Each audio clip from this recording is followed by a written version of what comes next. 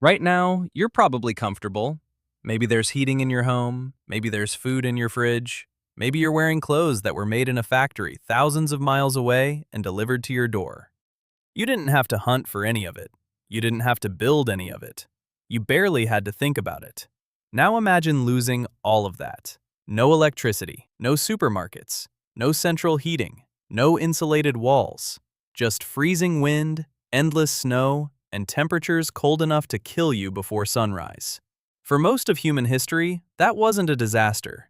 That was just winter. And somehow, our ancestors survived it. Not once, not for a few years, for tens of thousands of years. Long before cities existed, long before farming, long before anyone understood what a thermometer even was. Which raises a strange question. How did a species that evolved in Africa survive some of the coldest periods in Earth's history?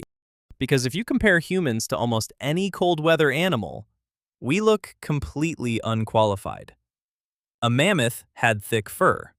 A polar bear has layers of fat. Reindeer can travel hundreds of miles to find food. Humans? We're basically hairless primates with terrible natural defenses against the cold. Without shelter and protection, hypothermia can kill a person in just a few hours. On paper, Ice Age winters should have destroyed us, but they didn't. And the reason says something remarkable about what makes humans different. The first weapon wasn't a spear. It wasn't a bow. It wasn't even clothing. It was fire. Fire changed everything. Not just because it provided warmth, because it extended the day. It made food safer to eat. It kept predators away. And perhaps most importantly, it allowed humans to survive environments their bodies were never designed for. Archaeological evidence suggests humans were regularly controlling fire hundreds of thousands of years ago. By the height of the Ice Age, fire wasn't a luxury. It was survival itself. When wood became scarce, people burned bone and animal fat. Anything that could produce heat became valuable. Because losing a fire in winter could mean losing your life.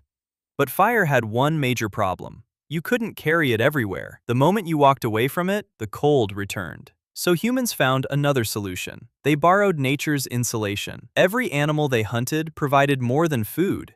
Its skin became protection. Its fur became warmth. Its tendons became thread. Its bones became tools. Nothing was wasted.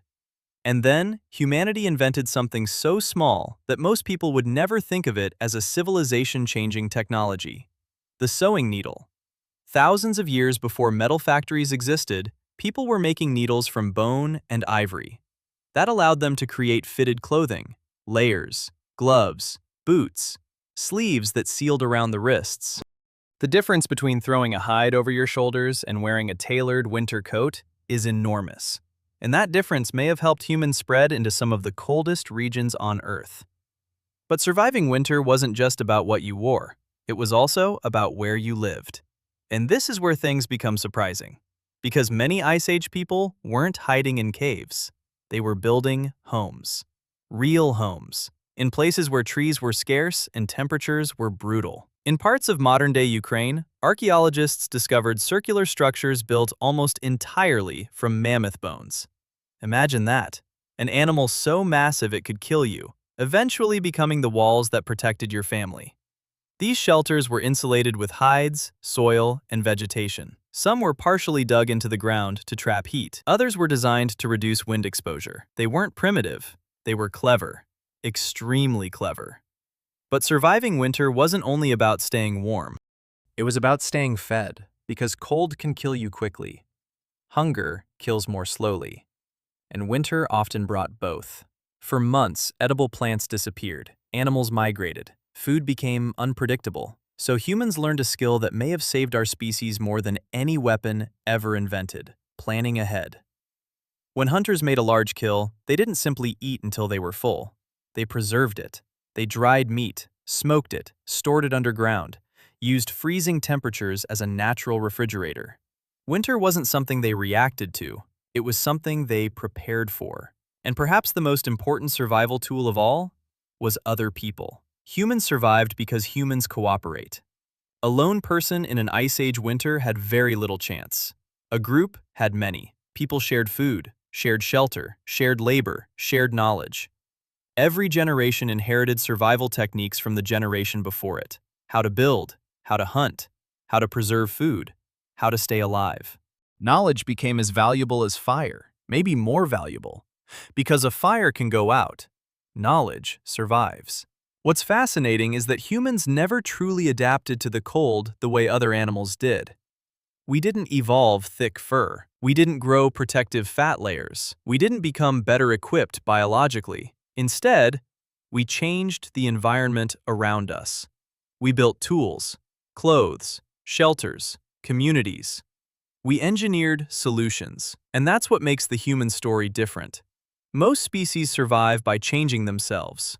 Humans survive by changing the world. Think about that for a moment. The ancestors who lived through the Ice Age faced conditions that would terrify most modern people. Temperatures far below freezing, food shortages, dangerous predators, disease, injury, starvation.